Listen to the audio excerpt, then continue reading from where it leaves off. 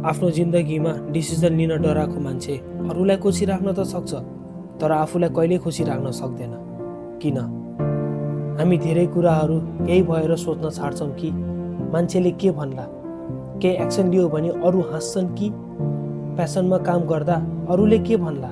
यो डर तपाईँको कन्फिडेन्सलाई यत्तिकै सकाउँछ र तपाईँको सपना नै रहन्छ।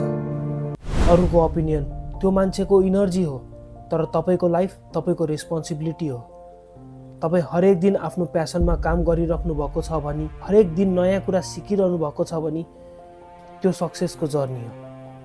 अरूले के भन्छन् भन्दै बस्नुभयो भने आफूले जे गर्न सक्ने क्यापेबिलिटी छ त्यो गर्न सक्नुहुन्न। तपाईँको गोल, तपाईँको सपना त्यसै मरेर जान्छ। अघि बढ्नुहोस्। सबैलाई एन्सर एउटै कुराले दिन सकिन्छ, त्यो हो सक्सेस।